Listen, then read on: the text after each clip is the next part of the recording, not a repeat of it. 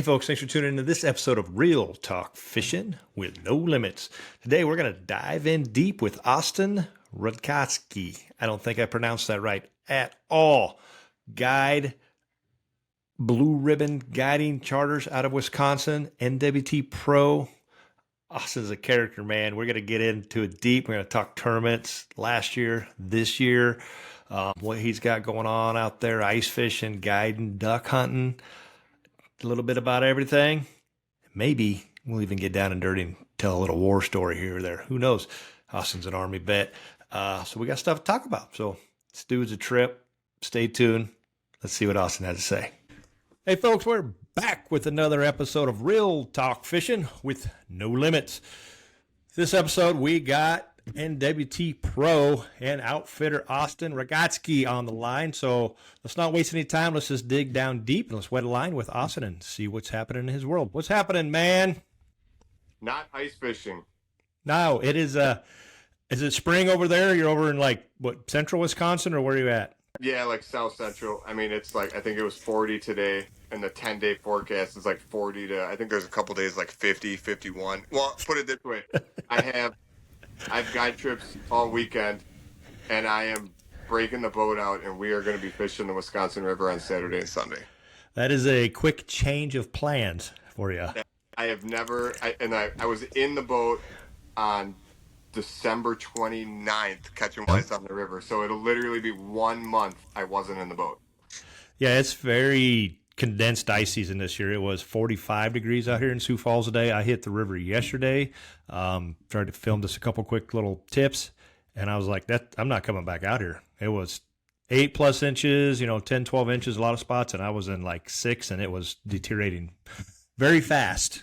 Yeah, and I was driving the side-by-side around today, and the whole time I was like, yeah, you should not be out here. It's not good. No, not. But yesterday you're like, it's good. We got another week. And then today you're like, it's not good. We're done. That's it. No, it went fast. Is that you're on the river there too, or are you on which lake are you on? Actually, I was on Koshkonong today. I think they did the, that's where they did the, they had that AIM tournament there this summer. Oh, okay. But it's part of the Rock River. Basically, it's like it's a big lake. It's like 14,000 acres, but it's shallow. The deepest part's like 6 feet. Oh, so you got current ripping through. Yeah, there's now, with everything melting, there's currents picking up, and it's just, it's one of the first lakes to freeze, but it's one of the first to let go. Right, and it's let go apparently. So, well, so you've been on tour for, this year going to be your third year or fourth? This will be third year. So you've been doing well, off to a hot start. I mean, Detroit River, I think, was your first tournament, right? Yep. What's your take? What's Austin? How you feeling about it? How you like fishing this top level touring pro? So for me, there was no in between. I never did Ames. I never did Masters. I was just, I had like a bar league I would do. Right. And, I don't know, I kind of just, I didn't even like know anybody, honestly. That like, I never did one as a co. I talked about it for like 3 years, and then finally I was like, man, what am I waiting? If you're going to do it, just do it. And, so yeah, I just decided to jump in. And the first couple events, I was like, it was funny. Like my co-anglers would be in the boat and they're like, oh, that's so-and-so. I'm like, who? I don't know who any of these people are. That's not a bad thing, because you're not getting thrown off by saying, oh, I see that guy over there. Oh, he must be on something, or that's so-and-so, or Chase is here, John Hoyer's over there. I got to go check that. I got to do that, or he's doing this. Maybe I need to be doing that. You're just fishing, right, man. You're just doing what Austin knows what to do. No, it's addicting for sure. Yeah. It's expensive for sure. For sure. Yeah, like I'm self-employed, so the biggest expense for me, honestly, is the time. Like, that's 5-6 weeks that I'm not working. That's, I think, the aspect that everybody forgets about it. They're like, entry fees. Yeah, we got entry fees. We got, fuel, obviously, is probably the second biggest expense. Not just, it's boat fuel and it's getting there fuel. Especially if you're coming away over to the Dakotas, or, you're in a good spot. You're pretty central to most everything. But some guys are driving 10, 12 hours. I know Erie's like a 12, 14-hour drive for me. It's going to be a pretty good one for you yet. but it's the time away from work. I mean, just like you, I'm a guide, and we don't get paid vacation. We Right. take leave. We take leave. That's it. That's zero revenue coming in. Maybe you have some other guys working for you, and there's a little bit there, but certainly not a lot. And that's a whole week of zero revenue. You figure that's a month and a half out of your annual income for people. Need to consider it that way. For a lot of us, I don't have other jobs outside of the fishing world. We're not getting compensated when we're at this tournament. So cashing a check, no matter how much it is always important. Oh yeah. No, that's like, the cashing is key. I mean, Cash it is key. It's kind of the keeps you baseline goal, going. right? Yeah. Right. And I mean, I know a lot of people get in it and then it's like, you're working it out. You got family. I mean, we got responsibilities outside of this. And it's like, if I can cash check, I can roll that and I can go to another one. If I don't cash check, I'm out. Right. Mama makes the rules. And maybe that's the rules for a lot of guys is, if it pays for itself and you can roll it to the next one, which honestly, if you're on the last, I mean, the pay scale, we see it, the payment, or excuse me, the payout schedules came out same as last year. Little upgrade maybe with the ZV21. That's that new ZV21. You and I are both Nitro guys, so that's a little bit of an upgrade from a 620 Ranger, give or take a little bit. It's a bigger boat, but that new ZV21's pretty slick boat. I would not complain about having that thing, except for the 80-gallon fuel tank and filling it up. But you just don't have to fill it up very often.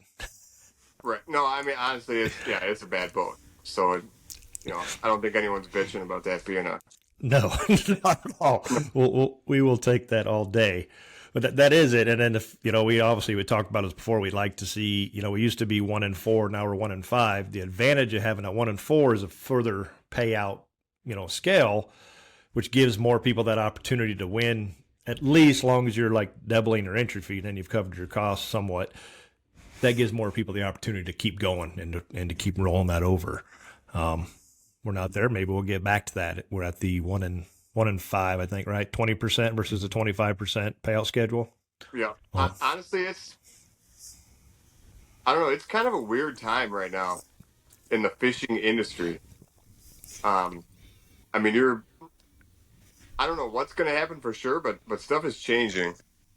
And I think it kind of boomed so hard I mean, when would you say it started? COVID 2020 was when it really went nuts. Yeah. And I mean, at least for me, like that was the best year guiding of my life. Nope, me too. It was insanity. And it hasn't slowed down. So for us, we started crashing hard. I would say everybody in this area that you would talk to, like July on, we hit the brakes. Really? Like this last summer, like May, June, real good, seemed to be good, and then like July, August, September, like it was still doing trips, but I bet you I was down 40%. Whoa. It was like it was scary how quick it pumped. What is it? Blue Ribbon Guiding? What's your guide service over there? Yeah, Blue Ribbon Outdoors. Blue Ribbon Outdoors. There you go, folks. Check them out at Blue Ribbon Outdoors. Follow along with Austin and his. You got some other guys helping you out. You got a team over there. So it's pretty much just me. Well, I do salmon charters for the majority of the summer on Michigan, and Alex, who travels with me as a is my first mate on the boat. So it doesn't work out so good for the tournaments because then when I'm gone, right, because they're both gone. Right. It works out good for me because Scott doesn't fish at tournaments. He's dabbed in a few and did the corner side, but he's like, I've had enough. Really loves guiding, so he stays home and guides, and I have a couple other guys that do, but they're making all the money on it, and that's fine. But they keep the clients going. They keep the book keeps running because you don't have to shut things down. 40%. I mean that's a huge hit. How many trips do you think you do a year roughly? Total. Man, I don't know. I'd have to add it up. So like I know for sure like the salmon charter, just let's say just that aspect of the season, I consider a good year, north of 120. Oh yeah, that's a lot.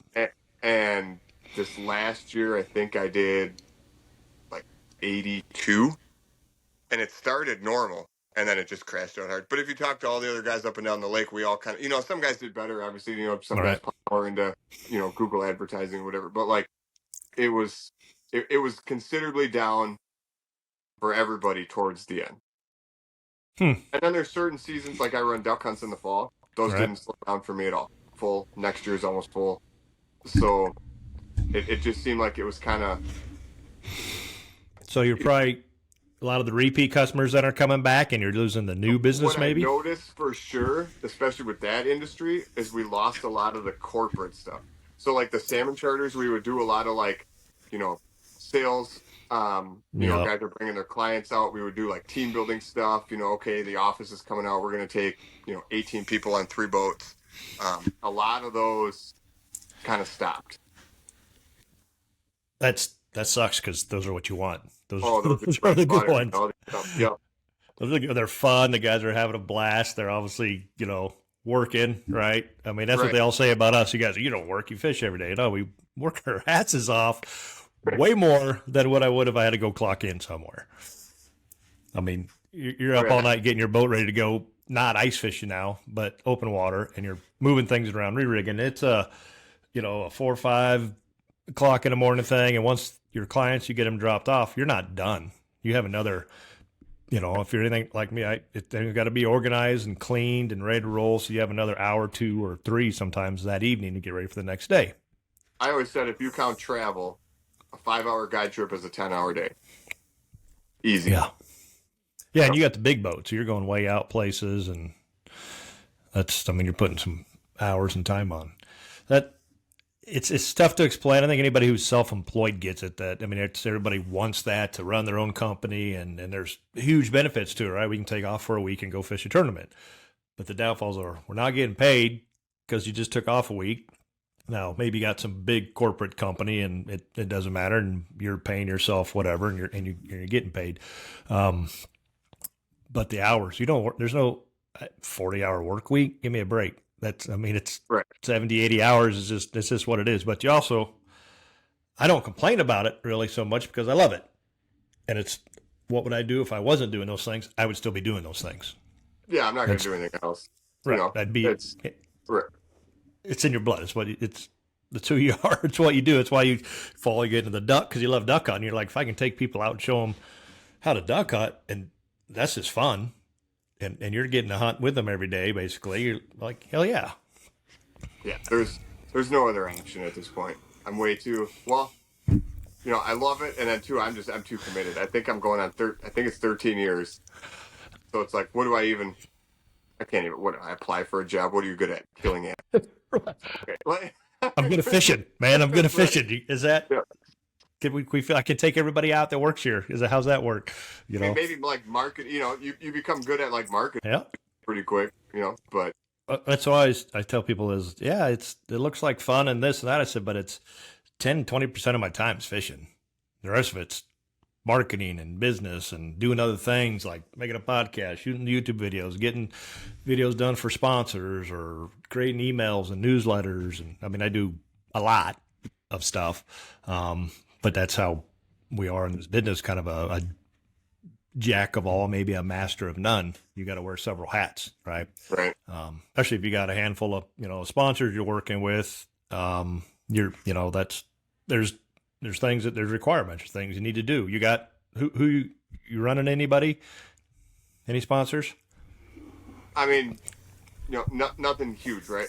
Like I do like Stay Team with All Out Marine, Okay. for boat dealer, and then a bunch of like for the tournament stuff. It's a lot of like local small businesses. Little bits here and there. Well, you're Um, new. You're dipping. You're in. you know, You're just getting getting going. ramping up and getting going, and it really is. It's a thing it's for some people. It's not for some people. And you've been around long. You know what you're doing. Austin folks can catch fish. Period. There's no doubt. But that's not what it's all about. And you're so busy guiding. A boat dealer is huge. That one usually takes up most guys' times right there. If they want you to come to a sports show or an open house or something like that, you think, yeah, it's just a day, but it may be, if I own a dealership, I'm going to have my pro staff help haul those boats to the sports show, get them all wiped down and clean. We're gonna. There's just all these things that come into play, and of course, you're not getting compensated for the most part to do a lot of those, except for your boat deal, Right. which is theoretically, and what people don't realize is nobody's giving away these boats. There's discounts. but there's expectations, and it's fair for the most part. And I got my nitro and got a great deal on it, and appreciate it, and whatever they needed, I'm happy to give it to them. These boats are Right. not getting cheaper, so No, we'll take whatever we absolutely can not. get. And I will say, like, all dealers are not created equal. So, like, Mm-mm. I feel like, I do like my dealer a lot. I can call him at midnight before a tournament. Hey, this is going on. They're going to walk me through it. So, that pays big time. The best thing that I found with your boat, a good boat dealer, obviously, if one that's close to home is huge because you're going to have issues no matter what. I mean, it's right, bust out another 1,000. They break down and we use them. We run them hard. As a guide, you use it every day. As a trim and angler, you're running it, 2 or 3 days during that week, you're running it all out. But these boats are made to handle it. And I have very seldom issues with the boat. It's always an electronic. It's usually something kind of minor, and we do have support. But being able to call that dealer that you work with and say, hey, they know who you are, they know what you're up against.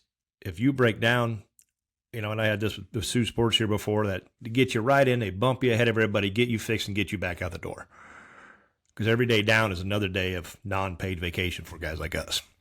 Yeah, and there are certain dealers that get that, and then there's dealers that you're That just don't. number 15 on the list.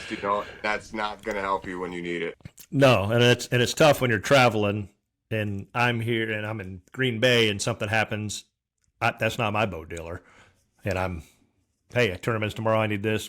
Well, you're number 15 on the list, so we'll get to it when we get to it, and that's not going to fly.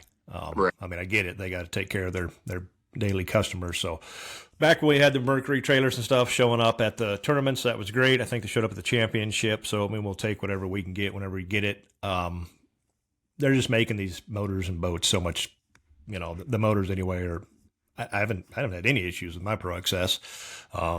If they were minor, nothing, no showstoppers. So No, as long as I've run, I run them on the duck boats, and then the last two nitros, and I have had, I think one time I had a trim issue, and it was trim, literally a 5-minute YouTube video to tighten this bolt fixed. I mean, oh, that was, trim sensor bolt that comes right underneath it, and then that pin yep, slides out. Yep. yep, Oh, yeah, that it's was got me caught a couple times, and now I know what it is.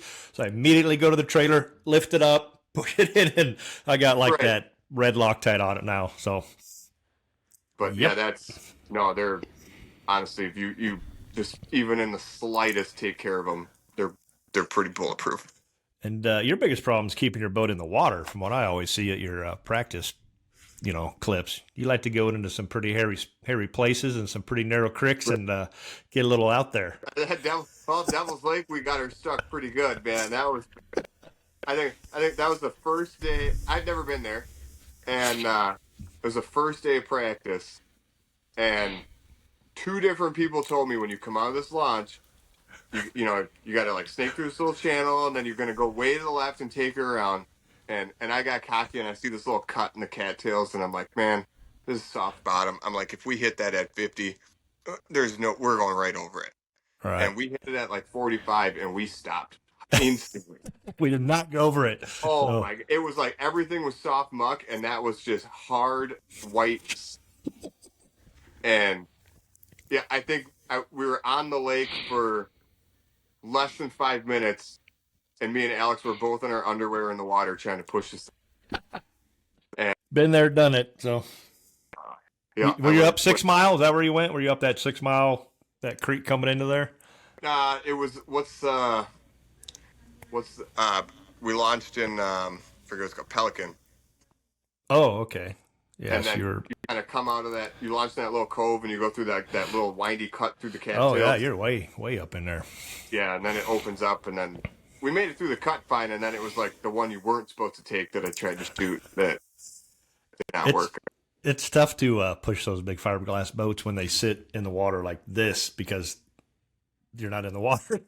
No, there was, I mean, like it was just sand, so there was no damage or anything. Everything was fine, but like it wasn't. You weren't just gonna slide it right off with 4 fingers either. I mean, it took some work. No, I did that in Lewis and Clark a few years back on a Friday afternoon, beautiful July day, flat calm, nobody around, have a trail. Took my eye off the screen for a second, and then I realized, oops, I needed to go a foot this way, but now at this point I just floored it and just started trimming and tried to just blow through it, and I did not.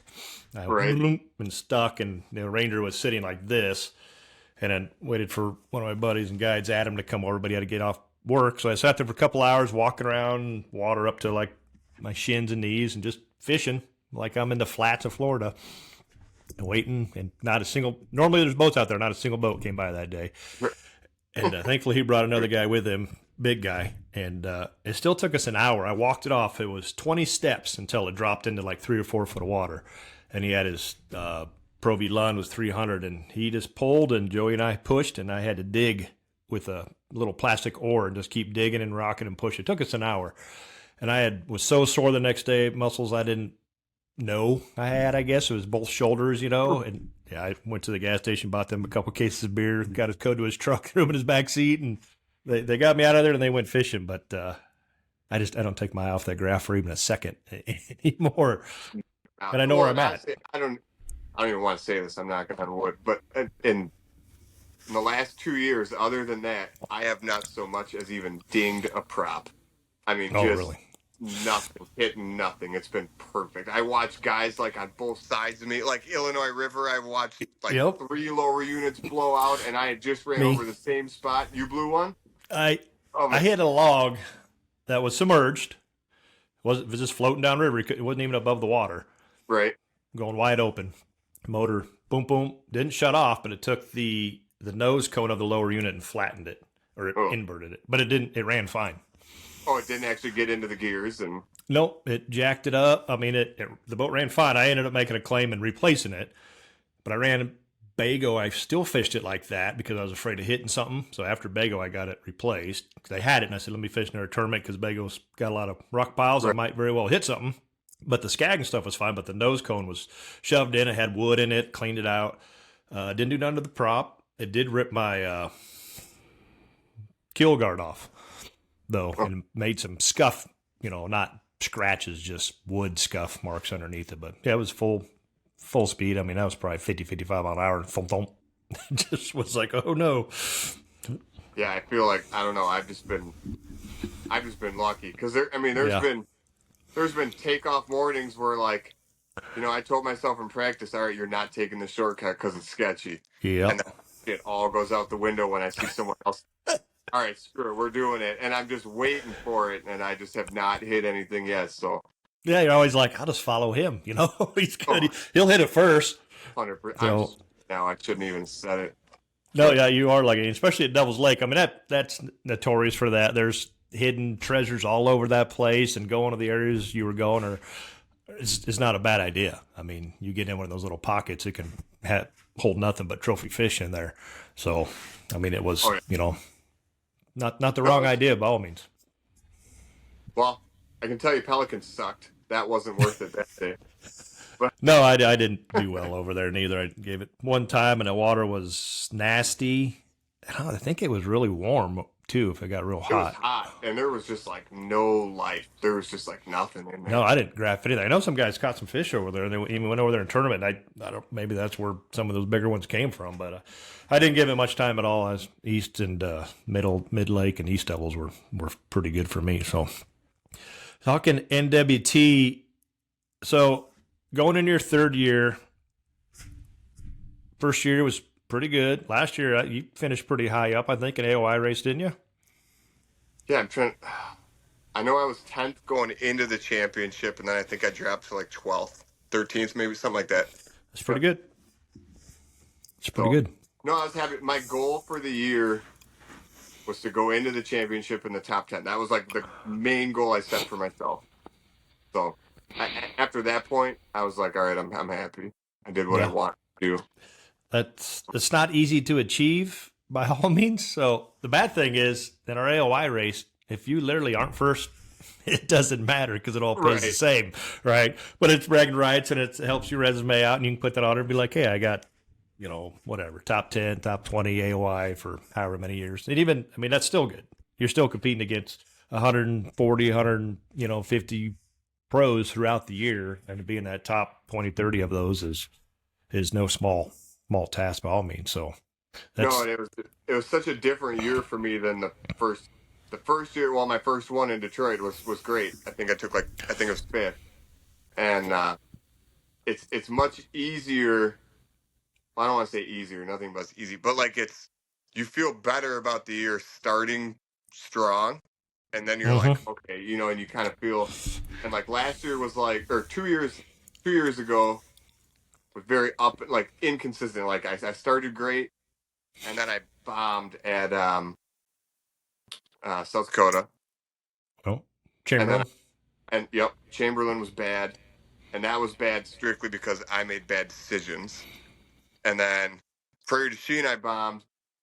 That was probably my worst event I've ever done, and I still can't wrap my brain around it because that was one Ah, of those ones where like you have a really good practice. I mean, not like a winning practice, but like cashing a top check, 10. feeling pretty good. You know what I mean? And then Oh, yeah. everything falls apart. Like everything. I had a milk run. I had like 20 spots. I was so far up Minnesota Slough. I was going places you could never go in a fiberglass boat. And we were going over logs, trimming the motor up to like slide over them and shit. I And mean, yet his prop isn't nicked, people. His prop not doesn't get no, nicked. never. I mean, I was like nailing these logs, like motor up to them at like 6 miles an hour, and then just put it in neutral and trim up, Yeah. and we gently slide over. It was awesome. And every single spot I found fish on, it was just devoid of life. Like you couldn't even catch a sheephead. There was just nothing. And Well, I that's. just have no. I don't like the Mississippi River. I don't like ice fishing it. I don't Oh, like I walking love it. it. Oh, I hate it. And I'm a river rat. I love All rivers. right. I hate the Mississippi. Me and the Mississippi have history. I can show up there and just shut that bite down. I And, love that one, oh, and I just especially could. Pro Duchesne. I just could not get that one going. I just don't have enough experience there to think on the fly because like it's all about water levels, right? Flows Yep. change, fish move, and I just don't have the experience to be like, okay, well, this isn't working, so they're going to be here. And then I'm just grinding memories that didn't Well, exist. there's so many places for those fish to go on that system. It's just, Oh, and you got to deal with the locks, and obviously you had to deal with one because you're all the way at Minnesota Slough. I mean, you ran as far as you could run almost. oh, Then I it's was like, like, I put more miles in one day on the boat in that tournament than I have in any other tournament. I mean, I think the end of day two, or no, end of day one in Prairie du Chien, I think I had clocked like 149, 151 miles, something like that. It was I went ridiculous. to my spot, fishing all day, and went in. And that was it. Oh, But I made bad decisions and threw fish back that my travel partner Randy caught the same ones, kept them, and he was in 10th place, and I threw them back. So I think I only brought in 3 and threw back some, catching all 19 and those perfect slots at practice. I'm like, I can get 5 of these quick. They weren't 19s, they were smaller, threw them back, and then they were nothing. But then to find out, if I would have just kept them other 2, I would have had a 10-pound bag, which was apparently good enough for a top 10 right. because that jacked up slot they got over there. So, Yeah, and, that was weird. I never caught an over there. I did like in no, practice. I I didn't. did get a couple like just what was it? Was it over 26 27. or 27 27? If to, we had like 20. I know we were like half inch. We had like 26 and a half. really. We didn't get any big ones at all in practice, but we weren't, I don't know, we really just try to dial in that slot bite and then go willow cat for those big ones. And we Oh, had I was just spots, trying but, to dial in the catch 5 walleyes bite. oh, we had great practice. Caught a lot of fish, but Chamberlain was the same deal. That year we were championship was in Dunkirk, New York, and I knew I just wasn't going to go. I didn't want to go to Dunkirk, New York and drive that far and just didn't want to do it. So that was my favorite event, hands down. really, Loved yeah. it. I mean, Yep. I look back on them like, damn, wish I would have went. It was But it was nice. awesome. Now we Yep. have that real championship where points where he qualified. And I think I was in 13th, and I just didn't go to Green Bay because I didn't want to take a spot for somebody else because all I needed to do is catch a fish and would have stayed in top 40. Right. No, I was excited for Dunkirk the whole time. I wanted to go, but that was I excel for sure on Great Lakes, big bodies of water, Great Lakes. That's my strong suit. So I was That's pumped for that. that's good. That's tough. I'm the opposite. Rivers are. But Chamberlain, like you said, you didn't make decisions, and I did the same thing. I threw fish back because I'm not fishing for the points, fishing to win, and that's kind of a home body of water on it, and I didn't do very good as well. But all these river systems, you said it you have to be able to, it's all about making the right decisions. We can all catch the fish, but are you making that decision on the flow? The water level's rising, lowering, current speed. The Missouri is a little different than the Mississippi. It's bigger, wider, deeper, so it's easier in a sense, I think, for some aspects of it. But then again, once again, you have so many places, and when you can catch fish everywhere, then it makes it even more hard because you're like, well, where are the big ones at? Or I'm catching. Then you got Right. to start weighing and see which fish are fatter, right? Quarter ounce here or there. But that's tournament fishing, right? It's in your head, and it's just period. It's about making the right decisions on the fly. We can all catch them. Right. No, yeah, that's one thing I feel like changed from that first year to this year was I got a lot better at not just fishing strictly practice spots, but like, okay, I'm not going to say pre-fishing during the tournament, but like, what did we do during pre-fish that worked? And this spot's dried up, and we were looking for this. Well, let's just go do that. And like most of the time, it would work. Yeah, you, So it you was, figured out a but you pattern just got basically, right? it's hard to mentally convince yourself to do that. Like it's scary rolling into a spot you have not fished in practice during the tournament. You're like, oh man, I waste 5 minutes here, I'm screwed. Yep. So, but I But think most of the time I don't know. Most of the time, if you go with your gut, it works. It's just hard to do it. nope. And that's what I think. Years of experience. Just if you're doing as good as you are going into your third year, you're going to even have a better year. I mean, we're all going to have those years that just suck. But I've learned the same thing. It's just go with your gut. Okay, everything you did at practice. We all have a plan until you get punched in the face, right? Type thing. The military always said, don't fall in love with your plan because you're going to get divorced the minute you walk out the door with it. It's going to change. As soon as that anthem's over and it's boat one, boat two, like you said, I'm not going to do this, I'm not going to do that. All of a sudden, threw it all out. I'm going this Right. way. I'm taking a shortcut. I'm going, what's he doing? He went right. I thought he was going to go left, type deal. And it's, yeah, you got to be able to adjust on the fly and make decisions on the fly. And I 100% agree with you on that. You just go with your gut, and if it's wrong, if it is wrong, I'm not as disappointed because I took that chance, versus Right. waiting. And I'm not a big grinder in a sense, even though I kind of did a little bit of that this year in places like Spring Valley. It worked out, but I like to move around. I want some new scenery. I want some fresh fish. Yeah. I don't know if you were finding that at Spring Valley though. No, you weren't. No, it was these fish are in a funk. Let me move downstream or upstream and try to find some other ones on that particular type of bite and system where you have a lot of people fishing certain areas. It takes you 5 minutes to tell if they're going or not because there's 30 boats around. If they're catching them, you're going to catch them. If they're not catching them, they're not catching them. I might give it a shot and try to do something different. That always feels good when you are the one catching them. But I've been on both ends of it where you're catching them and you're surrounded by boats and nobody else is. And when you're surrounded by guys catching them and you're not, and you're just, then I leave because I can't take it. So, No, but then you put yourself in a bad mental place, and like you almost yeah. have because you're just gonna go downhill quick. Yep.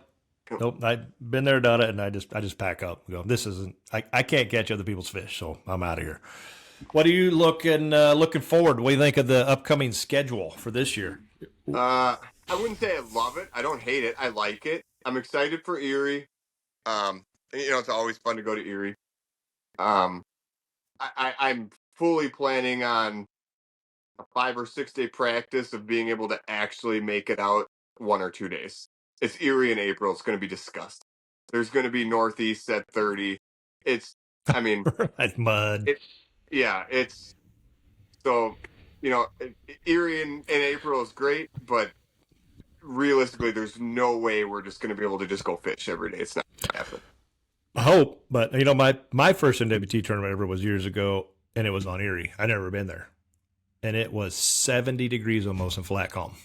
My first day in April, it was.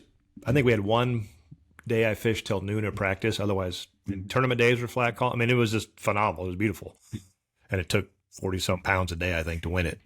So I think Keenan won that one. So it can happen, but It'd be nice. I wouldn't complain. don't plan on it. But it can Right. happen. So, Right. yeah, No, the last. I think it'll be interesting with Canada being out because if it is bad weather and you get those northeast winds and everything's mud, Canada's usually the only place you're going to find cleaner water. Right. So you take that out, I think that's going to throw a curveball. Um, Yep. it'll be interesting. I also think I'm really curious to see what's going to happen with the evolution of like live sonar and spring Erie fishing. I think there's going to be some bites that people did not even think would ever be happening are going to be happening. You think so? I was going to get to that. We'll dive right in on the forward. You got it. You use a Garmin, Yep. and I know you use it up at Francis Case because we were fishing the same area. And I'm like, mine's mounted with my trolling motor. I can't watch my bottom bouncers behind me or below me pulling the trees, which would have been smart and nice, which I think you were doing. Yeah. So I run two. I run one on the Makota, and then I have one just like in a portable ice bundle that I run on Yep. a pole in the back.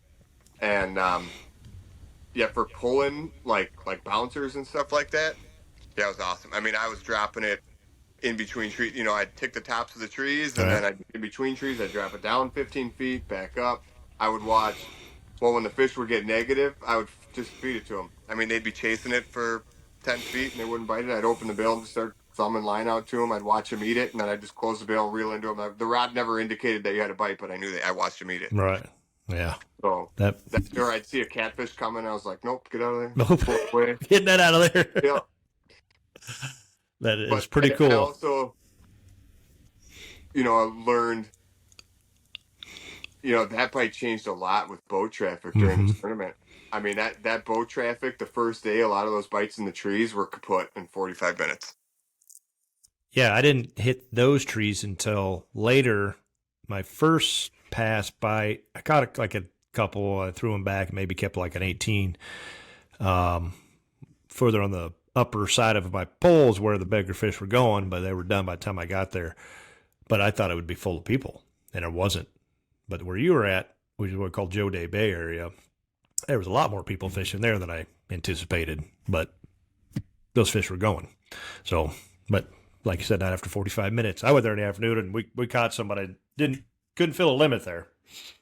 So Yeah, it was that bite was definitely a lot different than practice, and I felt like it got tougher every day. It was still good, but it yeah, was every day just consistently got tougher as people kind of continually beat on the same fish. And my biggest two fish in that tournament came from like, okay, this just isn't working. Go back to pre-fish mentality. We found bigger fish in spots like this. I remember we caught, one nice one here. We only get 5 minutes. Let's go check it out. Boom, great over. So like that was kind of a fly by the seat of your pants thing to pull it together at the end on that one. yeah. That was a fun tournament, and I'd love to go back there again. And that's probably about as early as you want to go there. You can go there a little earlier June, but that tree bite is it's good. But that's not the only bite. Obviously, there's fish all over that system. That system is extremely healthy. It's full of fish. I'm sure we'll be back there soon. This year, a river we got Skakawea. You been there Never yet? been there. Nope. Ooh. I have not, with the exception of Green Bay, we have not yet done a tournament that I've done where it's like somewhere I've been. Even Bago's an hour and 10 minutes from my house. I had never fished it before in my life. I just skip, like if I'm Really? going to drive north, I skip it. I go to Green Bay. If I'm going to Go to drive Green an Bay. hour, I'm going to drive 2 hours, catch a 10-pounder. Yep. Nope. I But hear you there. I love Bago, but I'm I actually apparently really enjoyed it. It was one of my favorite tournaments of the year. yeah. It's a super cool place to have a tournament. I mean, everyone gets so spread out, and you got so many different options. It was awesome. Yep, that's exactly why I love it. And everybody I talk to hates Bago, and I'm like, I love it because it's a place you can fish to your strengths. You want to slip bobber, go slip bobber. You want to troll, go troll. You want to go pull flies, you do whatever you want. You're going to catch fish. So Crack a fly. it's I don't know, it's just a great place. You think so? Spring Erie forward facing sonar. I'm curious. I don't know. It's one of those ones where I'm like, I'm really on the bubble. Like, is somebody gonna Figure find it some out. super shallow spawning bite? Which, if it's there, I'm all about it. I love that. Right. But is it just gonna be? Is it gonna be old school and you're pulling four boards? And I got 4 lines you know, versus 1. You know how, Right. and you can catch them pretty damn fast with 4 lines out.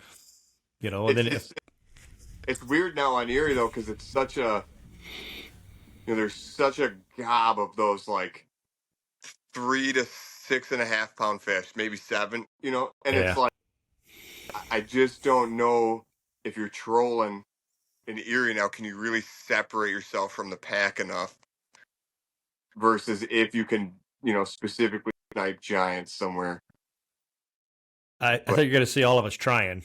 I know, oh yeah, I'll be throwing some stuff out there, and they're suspended and they're on reefs, and I mean finding them out isn't the hardest. You know, it's about water clarity there and stuff, and that place is just full of fish. So yeah, if you can obviously pinpoint and pick out your 7+ pounders, you're gonna be way ahead of everybody else. And it's been tournaments past where you could get those trolling, and you can coal, so that helps. But like you said, if there's just an absolute plethora of 3 to 6 pounders, we all coming in with the same bag. right. No, it's going to be really interesting. Honestly, I'm curious on that one. Is there going to be that unicorn bite? Yeah, yeah. No, I am looking forward. Usually not looking forward to Erie so much. It's just a long drive, and the. I really don't. I liked it there more in the summer than the spring. The fish are just a little more angry, feisty. These big females in the cooler, colder water are they're just big and kind of like reeled in wet towels until they get to the boat, and then they decide they have a different idea and they tend to run. But like I said, I'm looking forward to it. Looking forward to how that's gonna shape out. And I was talking, I think it was Ed Stahusky, and he's like, these forward-facing guys they'll figure it out. The guys that are really good at this stuff, and I'm not one of them. I'm a bird and I'm using it, and I see them and I throw, but I do not have it dialed in as good as them other ones. Got Green Bay. Well, we go to Red Wing after that, Green Bay, then Skakawea.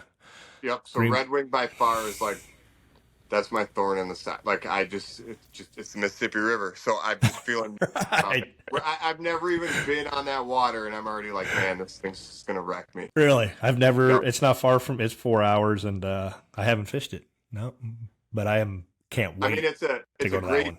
it's a great section of the river. I think if Right. you could pick any pools to have a tournament on, that's your big fish pools. Yep.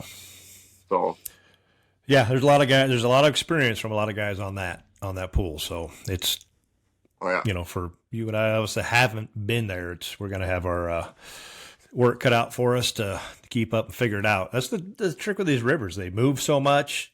It does make the live scoping, from what I can tell on rivers, a little tougher when you're moving. You got that much water moving that fast, that much current, wing dams. oh yeah. I Boat feel like position's tricky. So especially on places like the Mississippi River, that's where like if you don't have the ability to go old school, that's where that's gonna really bite you. yeah, you can get stuck with your head down on that screen pretty fast.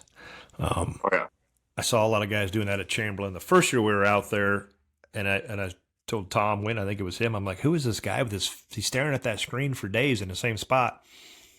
And during tournament, I can't remember who it was, but I told my co, I'm like, watch this. I just threw my lure over by one of those guys' boats who was facing down and caught a fish. I'm like, if that guy would just drop his line in the water, he'd catch a fish. There's thousands of fish right here. You don't chase one because they're all, 16, 18, 19 inches. Just go fishing. right. You're missing out. And you get a lot of that in the Mississippi, like I said, going old school. So I like old school. Nothing wrong with that. So the way it last year really laid out to a forward-facing sonar angler's dream. We had great weather. You had kind of structure. I mean, it just worked out for everybody. It showed the guys that are the best at it did the best at it. This year we got some trolling tournaments mixed in. Forward-facing sonar angler out of me, like it was. That was never my strong suit. I mean, I could always do it, but it wasn't what I wanted to do. It wasn't what I was most Right. comfortable doing. And then last year, all the bites just laid out for it. And yeah, I honestly, by the end of the year, I didn't even know how to fish without it. I mean, I was just, I was stuck. I was doing stuff I told myself I would never do in a tournament. And, I kind of fell in love with it, honestly. After last season, I like it more than I've ever liked it. Yeah, no, I agree. I went into Devil's Lake with that complete mindset of I got to do this or I don't even need to be here because I'm not going to compete unless I stick my face in my screen and and try to find these bigger fish. And I did it, and I caught fish. Second day, when I had my biggest bad, I didn't necessarily live in it, but I use it to find them or to find a particular thing, and then I just fished it. I didn't have to stay Right. staring at it and chasing individual ones. I would just kind of work it. But at a place like that, it's target rich environment. It's a great place to use it and obviously get confidence in it, which is huge. But able to determine, oh, that's not a rock. Okay, that's a big Right. fish. It moved, so I can throw at it now. Or I mean, it's really what I use it for more or less. Anything is this confidence into the area. Everybody's And I think like like pre-fish with it, just breaking down water with it. I mean, it's like once you get proficient, I mean, I can break down water so much faster with right. forward facing sonar. I mean, trolling motor on 8, rip through a bay. I mean, I might not even grab a rod, and I might go back Yep. there during the tournament because I saw what I need to see. I mean, it's and you just have total confidence in it over like I mean, side imaging has its place, everything has its place, but like you can really dial it in. You can, and like I said, you eliminate water, right? If I can roll in and just take a quick look and be like, no, there's nothing there, or oh wow, there's a whole lot of something there, and I Right. still either way, I don't have to wet a line. I know what's here. I'm going to come back and in a tournament, I can drop it down, scan it. If they're there. I'm going to fish. If they're not, pull it up, and you're out. It's a hell of a tool. Where how do you think I mean, it's affecting tournament fishing. We've seen the biggest bags ever on Devil's Lake. This last championship, I think, blew it out of the water by like 20 pounds. What people anticipated the bags would be, or the 3-day total weight. I think we had damn near 90 pounds. So it's changing things. There's all sorts of scuttle in the bass world. People want to get rid of it, ban it. What are your thoughts? Where do you think it's at? Good, bad? I see both sides. I don't know. I don't think it's going anywhere. Um, I think honestly at this point you just got to embrace it. It's just part of the game. Um, I think in the future we might have to address like egg limits and stuff a little more. Pretty you can snipe off the top tier of the population. But yeah, no, I don't think it's going anywhere. I know the Muskie guys got rid of it and the Yep. PMTT. Is that the only Yep. tournament trail so far that has banned it? That's only one I'm aware of. I think there's a bass circuit that's out. That one of the different ones, PFL or something, that is just it's a circuit with no forward facing sonar. Period. So I know like one of the big gripes is people don't like watching it. They say they don't, it's not as Right. exciting to watch the tournament when everyone's staring at the screen. I don't know. I get jacked up when I watch people stare. Like I watch a bass tournament and I see somebody just in the zone and I know they're going to set that hook. I'm like, oh yeah, get 'em. So I think if you have experience using it, it's fun to watch people use it. I think if you have no experience using it, it's probably kind of boring Bro, watching people use if it. the viewer could see what the angler was seeing, Right. then If I they think could they just would be like, they'd be like, oh, there's one. Is he going to get it? oh yeah, if they could like just take recordings of the screen and kind of like split screen it up there, and oh yeah, you're on the edge of your seat waiting for that mark to Yep. smash it. I don't Nope. know. I I agree. I just don't think. Honestly, I think it's getting kind of blown out of proportion. I really do. I mean, it's still like, is it a valuable tool for sure? Can we see more than we've ever seen for sure? It, is it make them bite? No. You still got to catch them. And you could give somebody who's just awesome at sonar. You know, if they're not a stick, they're still not a stick. I mean, you still got Yep. to get it done. And I think we're learning more from it, right? We're seeing how the fish react and the mood of fish, which we didn't know before. We thought, we think they do right, this, we think they do it. We read it about in Fisherman, but I've never seen a walleye read a magazine. So, is he really supposed to be doing, or does he do it? We think he does, or she does. It, and now we got baits coming out, right? The finisher and the power twitch or whatever, and they're forward facing sonar baits that are made for. I mean, like I said, it's here to stay. I agree 100%. You still got to catch them. There may be some restrictions down the road further, but if people just use it responsibly, that'll solve a lot of the problems. yeah, yeah. I don't know. I think it would be way worse for the industry to try and ban it Mm-hmm. than it would be to just embrace it. Yep. And I mean, some of them are, it's limiting these boats to maybe one, or like you said, you had two on your boat. Some of these guys are running three or four of them on their boat. And it's like, really? Do you need that many? I can see the use for two, Right. especially in our situation. We have a co-angler, and if he doesn't have one in the back, I mean, I have one, and I had my co-angler, I had taken a Sharpie and marked the line. So when he's jigging, vertically jigging over trees, I'm like, when you get to that 4-inch black stripe, you're good. That's your Right. depth. Work it. You're going to be fine. You're not going to, maybe you'll hit a tree here or there. But I'm like, you're fine. Just do that. I mean, and Because like I have two in the boat, but it'd be very rare that we're actually using both.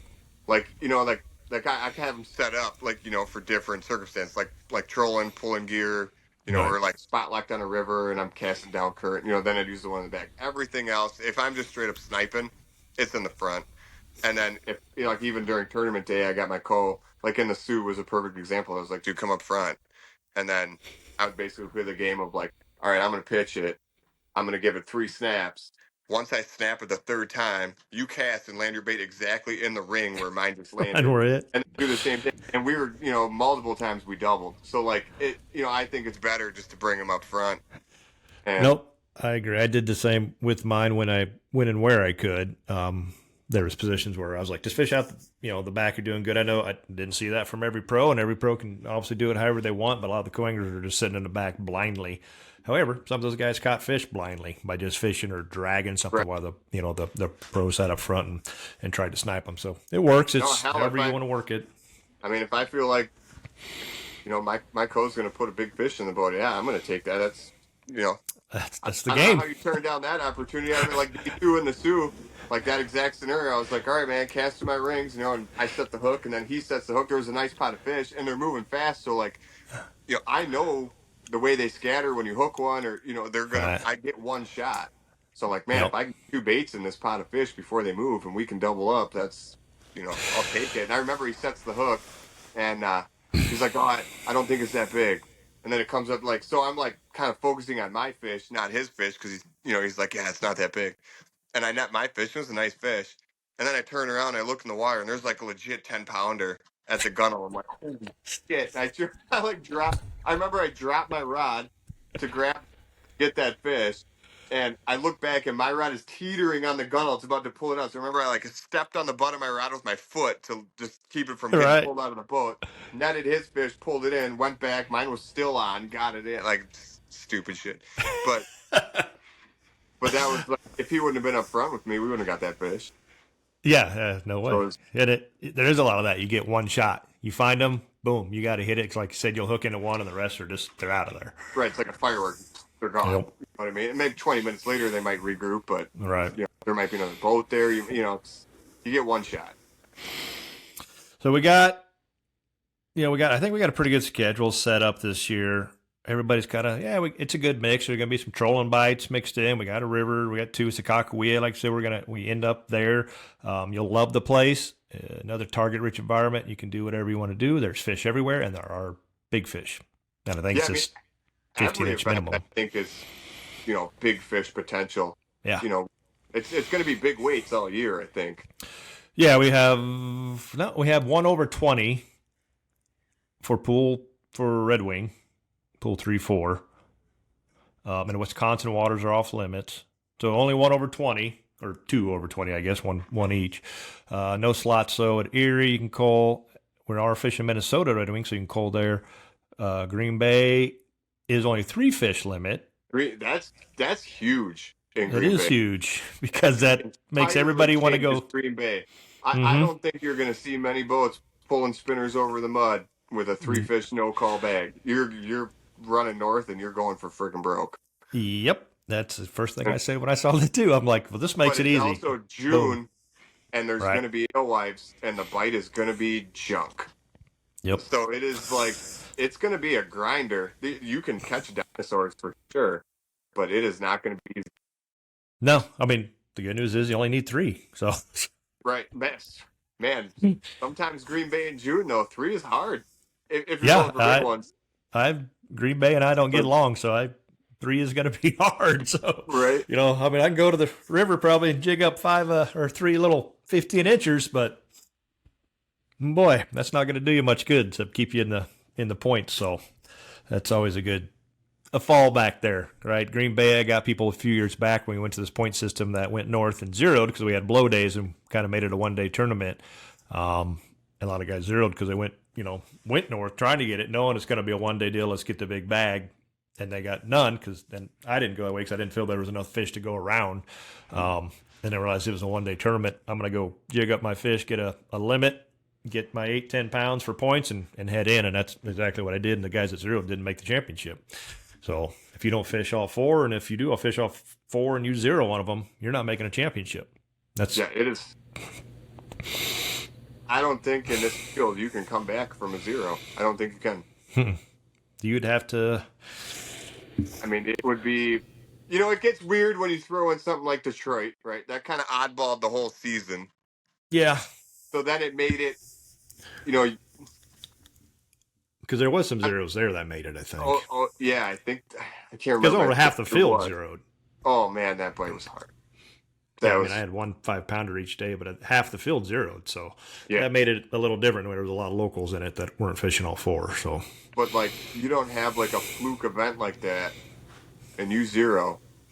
I mean, that's pretty much it for points. Right. So Green Bay could be that event for us this year, though, with that timing of it. Yeah, especially with everyone mentally is going to be different with three.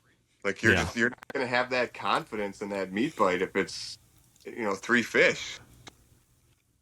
So that's going to be the one that.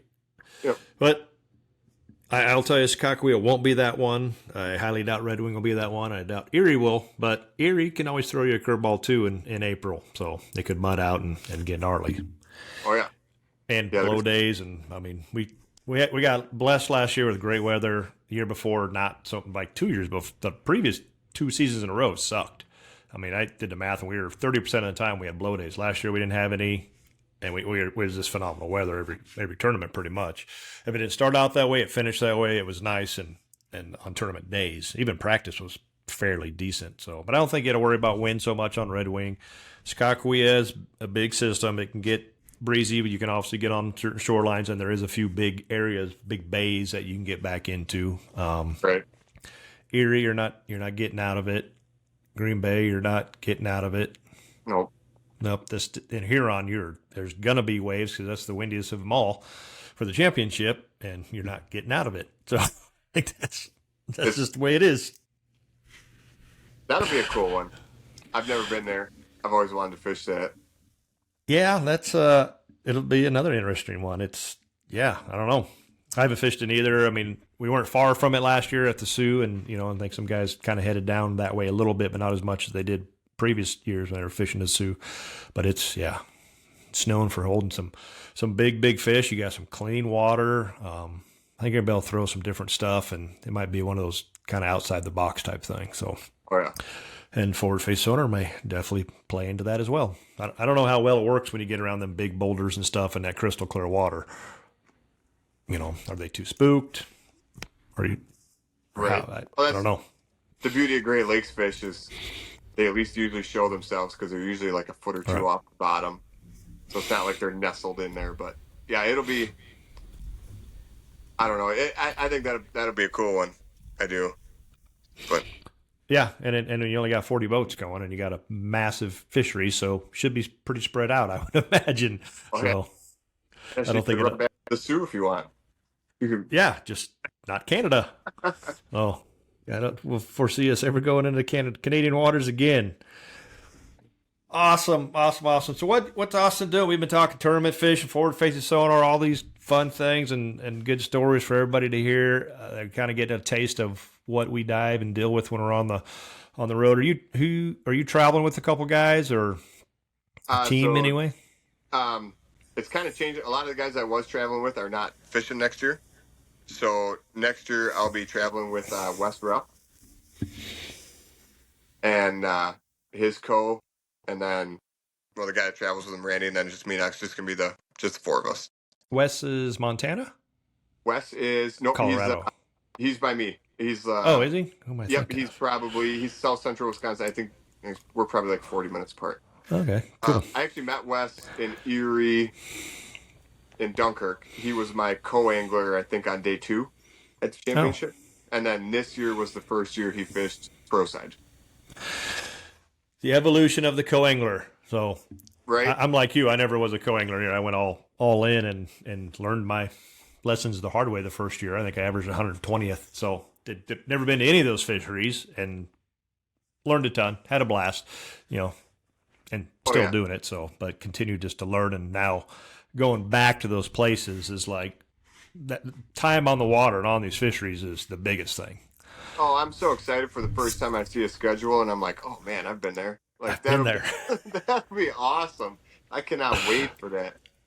Oh, But trust me, when I see Secaucus or Indian Missouri River on it, I'm like, oh, yes, okay, I know this place, but I just know it's good fishing and it's fun. Having a great practice just makes the whole experience better. yeah, the whole even though we're not right. Personally, I mean, the older I get, the more fair weather I am. So if we got nice weather, I'm down with that. If I'm not catching them, at least I'm enjoying the day. It's tough when it's blowing like hell and it's miserable and it's cold. It's like Spring Valley last year, and you're out there and you're putting the time in. You're doing what you can do, but the results suck, and you're just like, man, does everybody suck, or is it just me? And then you start playing head games, so it gets tough. What does Austin do when he's not fishing? He's hunting. Yeah, hunting. Honestly, that's I like to ski. Grew up in a skiing family. Like ski jumping, like Nordic, like for distance ski jumping. Yeah. So I grew up doing that. I was like, yeah, when I was younger. Really?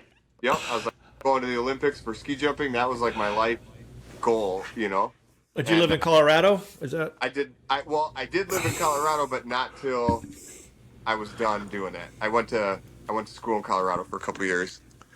But yeah, I basically did that all through high school, and then you kind of hit that point when you're like, you're getting to the end of high school. It's like, all right, am I going for this, or Right. am I gonna, have a life, right?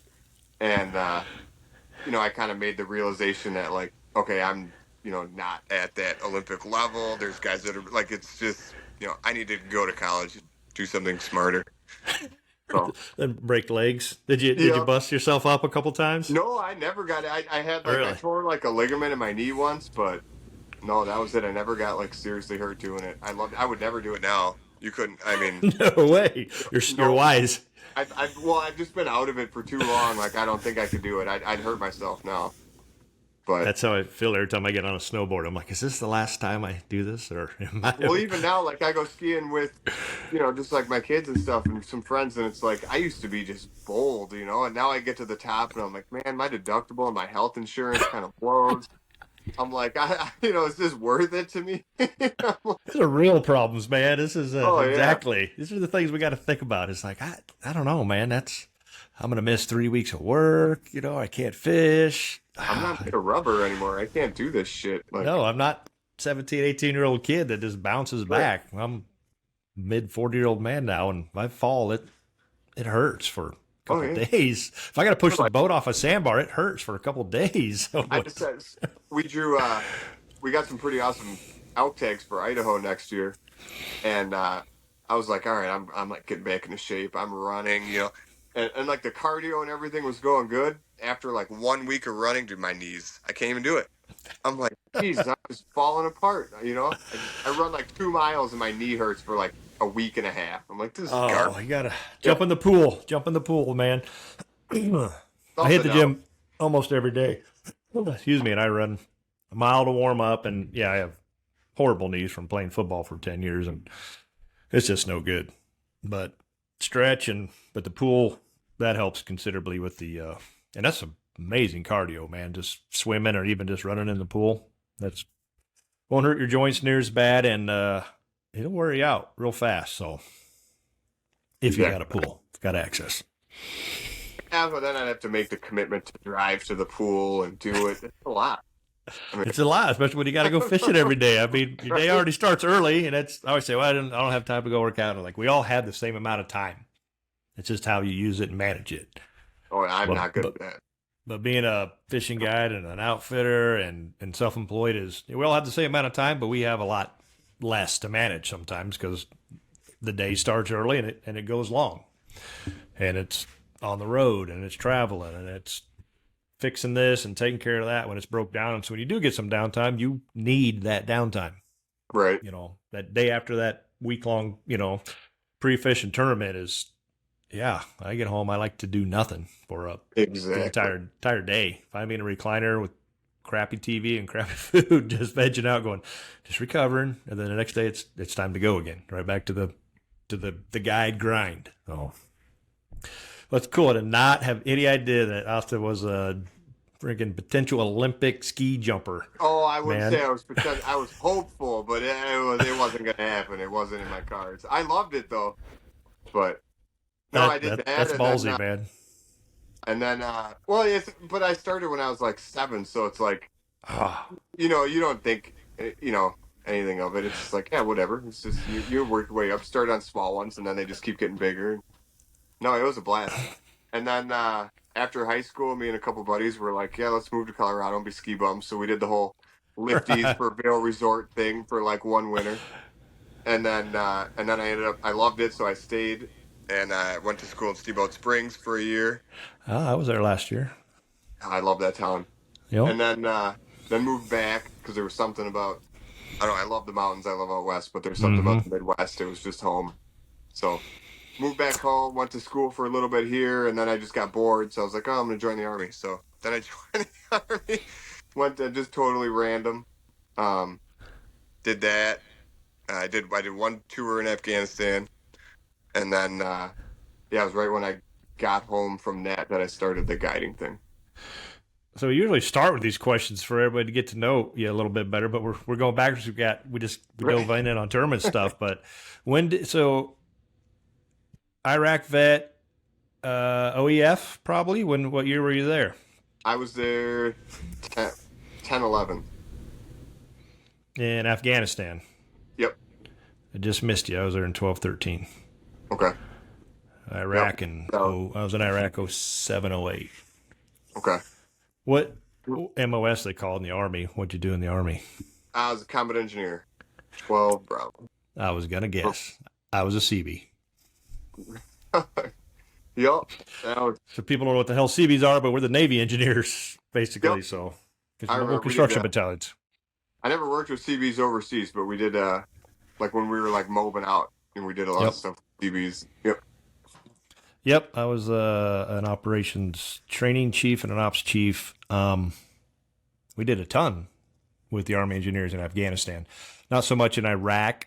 It was more Marine. The Marine Corps ran that basically combat zone, and the Army ran the Afghanistan stuff. So we worked the CEBs on the Marine side, and a lot of Army engineers, crane operators. We had crane operators, but they had an occasional in the CB world, and I was a reserve battalion, but it was more or less my full time job. All the guys at the CBs they own construction companies in the outside in their civilian life. Right. So reserve battalion of CBs is 550 contractors that know what they're doing. I got certified plumbers, electricians, crane operators. I mean, to be an officer, you're an engineer, and to be a commander, you are a P&E licensed engineer. So these are all subject matter experts. And yeah, the Army loved it. Their engineer battalion be like, you guys do deliberate planning. Come help us with this stuff. Right. And then the Marines would provide you a shit ton workforce of grunts that were 19-year-old kids strong as oxes that just give them a shovel, man. They can get some things done. Oh, good. Well, thanks for your service over there. And that was a shithole to say the least, I think. You could probably Yep. agree with that. I caught a fish over there though. I did catch one fish. Did you? Where'd you get to go Yep. into the Euphrates, or is that the Euphrates? I don't or even. Tigris? It was some human feces infested canal rolling down the side of Oh, but there was a dude fishing and we stopped to take a piss break and I walked up and I was just pointing at him, like, hey, can I grab the rod? And he was like, yeah. And I don't know what the hell it was. It was picture like catfish. a cross between a sucker and like a brown trout. Oh, really? That's what it All looked that- like. It was super. It had like a sucker face, but it had like the pattern and like the scales of a trout. That's It the. was pretty All I cool. saw was I like mean, catfish. Obviously, they liked him because he took it. He was pumped. He was like, hell yeah, I'm taking this. I Oh was yeah, jacked. Made my whole month. I was like, hell yeah, that was awesome. hell yeah, awesome. Where were you at when you were over there in Ramadi? Uh, Bagram, everywhere. we we were we started in like Kandahar. We did the first like Oh, six okay. months in Kandahar, and then we went. I think it would be southeast from Kandahar. We ended up over by Oh man, what was the name of that town? I remember our fob was Ramrod. It was all Yep. Marines. Um, Yep. Oh yeah, I station Camp Leatherneck. So. okay, yeah. So like where Ramrod was kind of like in between Kandahar Mm-hmm. and Leatherneck, right? Yep. Yep. Yeah. Like what were the towns down there? I can't even remember. I get them confused between that one and Iraq, but I want to say nope. I'm thinking Iraq towns, TQ and stuff. I That remember was the a, name of all the fobs, but I can't remember the name of the towns. I don't know. I can remember more of the Iraq ones for some reason, the Afghanistan ones, but yeah, there was a hell of a lot of them, and we were mobile up and down everywhere, up and down the Syrian Yeah, like border. everywhere we went was with we were either like Marines or Canadians. Oh, you Oh, got to Canadians. do with the Canadians. Oh, that well, the first 6 months was great because we had like normal Canadians, and then the second 6 months we had the Normal. French Canadians.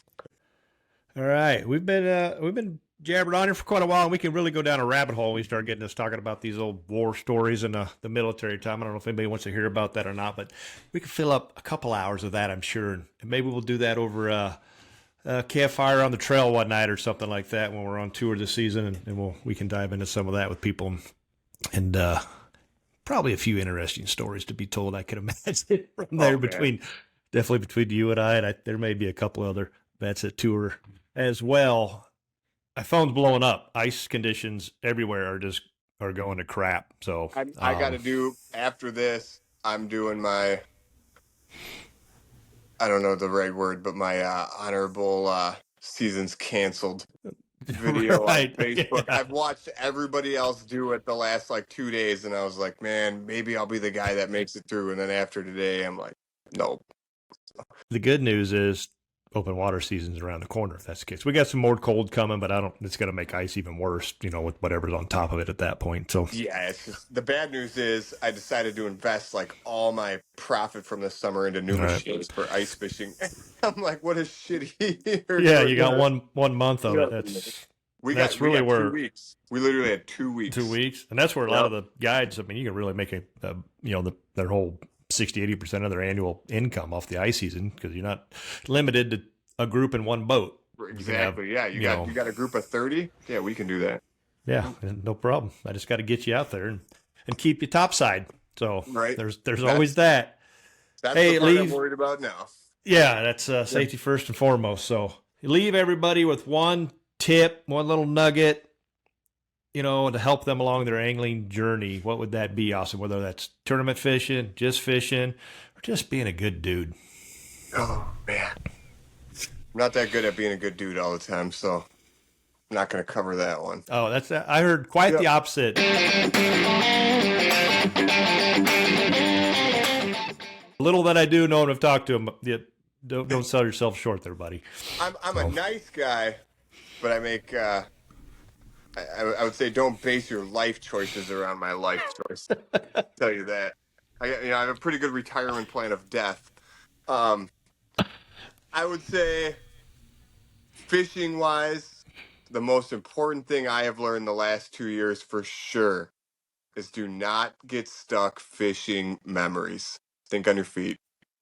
You can have the most dialed thing, and this doesn't matter if you're tournament fishing or just on a 4 day fishing trip with your buddies, right? And day one and day two, yeah. you're just smoking them there. Don't live and die on it. Don't be afraid to bail. Like don't bail on something good because you think something might be better. But when it's not good, don't rot on it. And I've burned myself too many times rotting on something that's not good. And all I and what I will like hindsight's 2020, right? But every single event that I have told myself, if this doesn't work, dude, I'm gonna go try this, and then I don't do it because I'm afraid to bail. And the guys in the top three were like sitting in that spot where I would drive by it and I'm like, man, that's where I'm going next to check that out if this doesn't work. And then I never did it, and I should have. So that would be my biggest thing is like, don't be afraid to make that on the fly decision because it can really work. Those are words to live by. The grass is not always greener on the other side, but you Nope. drive by a lot of fish in a tournament, stop, and fish wherever Yep. your And I gut tells you. guarantee if there's something about that, that little bell goes off. Like even if you just kind of you're looking at it on the map or whatever, and you drive by and you're thinking to yourself, like God, that could be the spot. And it's like you check 50 spots in practice, and that 51st spot that you don't check that you should have checked, and you just got lazy on that last day, and you're Yeah. like, nah, screw it, I'm not going to check it. And that ends up being the holy grail. So it's like push yourself to the end, check that last spot you want to check, and don't be afraid to bail on something if it's not happening.